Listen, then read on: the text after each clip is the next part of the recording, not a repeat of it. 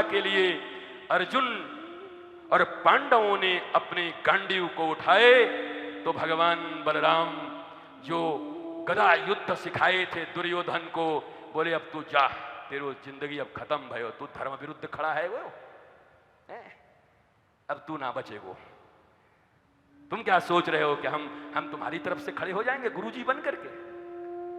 मैं भगवान श्री कृष्ण लक्ष्मण बन के आया, अब बलराम बलदाऊ बन के आया हूं, शेष हूं, स्वयं वही हूं, धर्म की रक्षा करने आऊंगा। ये चेलागिरी निभाने से कुछ नहीं होगा कि तुम चेला बन के बच जाओगे अधार्मिक काम करके। हाँ भैया सुन लेना ध्यान से। सोई दुर्योधन का मामला खत्म, बोला हम नहीं आएंगे बचाने, हम तीर्थ यात्रा कर लेंगे, हम घूम के आ जाएंगे, तब तक तुम्हारा गोविंदाय नमो नमो करवा देंगे। आके बोलेंगे अरे हमारे चेले को किसने मार दिया? बलदाऊ जी भी कम है क्या? बलराम जी आके बोले हमारे चेले को किसने मार दिया? खूब किए, लेकिन भीतर से के वाह कन्हैया बहुत बढ़िया, तो जल्दी खत्म कर दियो महाराज। 18 दिन कैसे लग गयो? हम तो सोचे 8 ही दिन में खत्म कर दे वो। तो भगवान धर्म के पक्ष में है।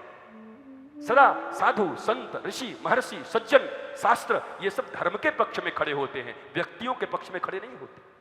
मनुष्यों के व्यक्ति से कोई मतलब नहीं है, व्यक्तिवाद का सिद्धांत नहीं है, धर्मवाद का सिद्धांत है, न्याय का सिद्धांत है।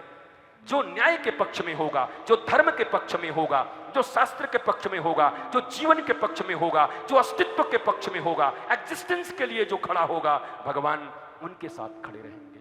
भगवान आपके लड्डुआ चढ़ा देने से आपकी तरफ नहीं आ जाएंगे कि हम लड्डू चढ़ा देंगे महाराज हमारा साथ दोगे क्या? क्या करना है? बोला हमको धर्म ग्रंथ जलाना है। बोला इधर आ दाढ़ी के पहले तो ही मैं जलाऊं, पहले वही जला देंगे, तुमको खत्म कर देंगे, यहीं पर आग लगा देंगे तुमको। भगवान का अर्थ ही है धर्म के पक्ष में जो खड़े। धर्म तो भगवान के चरण से ही निकल रहा है, भगवान के आचरण से ही निकल रहा है। पीठ है भगवान का अधर्म, अधर्म भी भगवान का पीठ है, पीठ अधर्म है भगवान का। अब ये चर्चा होगी सृष्टि इत्यादि में, करते रहिए आप लोग, विद्वान लोग हैं, विवेचना करते रहिए। महाराज दिव्याति दिव्य भाव से परीक्षित का भी जन्म हो गया। व्यास जी ने भागवत भी लिख दी, परीक्षित भाग भी गए जन्म लेते ही। और फिर बरहा पीड़म नटवर बपुः कर्णयो कर्णिकारम बिभ्रदवासः कनकपशं वैजयंतीं च मालां सुन के वापस भी आ गए। एक दिन भाग गए थे अपने पिताजी के यहां से ब्रह्मनिष्ठ होने के लिए, हमको नहीं चाहिए घर द्वार। और जब भगवान का महिमा सुना, 2 श्लोक सुन लिए बरहा पीड़म, और जो रोज मैं मंगलाचरण में ही तो करता हूं, आपने सुना होगा, रहने दीजिए महाराज रहने दीजिए, मंगलाचरण में रोज सुनते हैं आप, ये दोनों ही लेता हूं, बरहा पीड़म और कंबा दयालुम शरणम व्रजेम। जब बरहा पीड़म सुना तो सुन करके सुखदेव जी ने कहा इतना सुंदर दुनिया में कोई बरहा पीड़म, बर या आपीड़म।